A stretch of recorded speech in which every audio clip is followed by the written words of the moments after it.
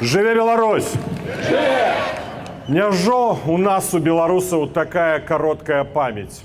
Няўжо мы забыліся, што гэты жудасны рэжым зрабіў з Александром Тарайкоўскім, з Алесем Пушкіным, як ён закатаваў Роману Бондаренко?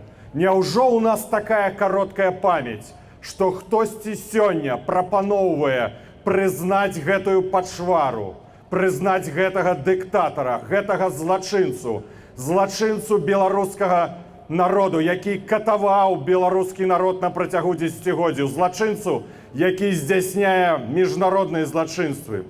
Я хочу запытацца, хто тут з прысутных, падыміце, калі ласка, рукі, гатовы стаць на калені і прызнаць Лукашэнку прэзідэнтам Беларусі? Не бачу ніводнай рукі. Хто за тое, каб змагацца супраць гэтай пачвары? Падыміце рукі. Я запрашаю гэтых спадароў прыйсці тут і сказаць нам, што яны хочуць, каб мы сталі на калені, каб мы прызналі гэтую пачвару. Я выбіраю шлях барацьбы, я выбіраю шлях змагацца. Кожны з нас любіць падарункі. Я думаю, што няма таго чалавека, за выключэннем, хто не хацеў бы атрымаць падарунак на дзень народзінаў, на Новы год, на каляды. 9 жніўня, які падарунак зрабіць дыктатару? І мы яму зрабілі падарунак. Мы посадили все его самолеты, но мы обещаем, что мы посадим и тебя. Мы посадили твои самолеты, мы посадим и тебя. Сегодня Злучаныя Штаты Америки по прапанове Народнага антыкрызіснага ўпраўлення увялі санкцыі на борт нумар 1 Лукашэнкі, на ўсе яго самолеты.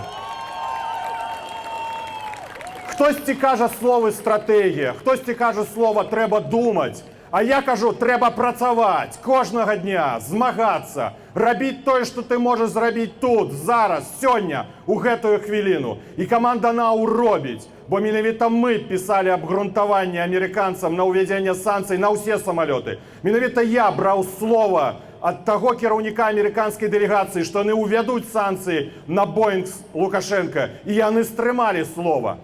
Менавіта мы дабіваліся санкцый дзеля таго, каб усе каты, усіх турмаў, дзе сёння катуюць Паліну Шарэнда-Панасюк, Марыю Калеснікаву, Віктара Бабарыку, Катерину Андрееву, журналістку Белсата, дзе катуюць Анджэя Пачобута, каб яны трапілі ў санкцыі. Хтосьці скажа, добра, яны не паедуць у Еўрапейскі Саюз. Нічога, Губазіка кіраўнікі пад санкцыямі таксама не паедуць. Але калі хочаце, гэта наш абменны фонд.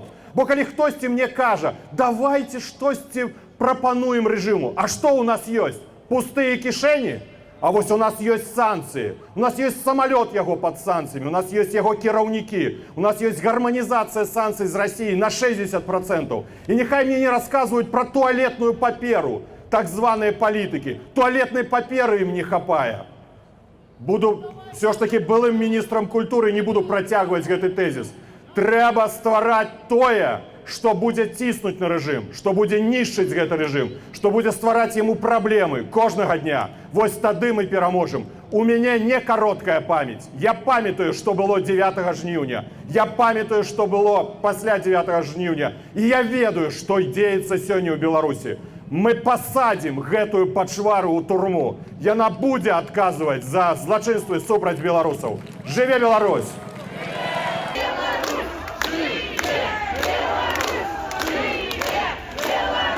Живе Беларусь! Мы идем на марши, мы вернемся в Беларусь, мы верим в это, мы не спыняемся в нашем змаганні за вольную, незалежную, европейскую Беларусь.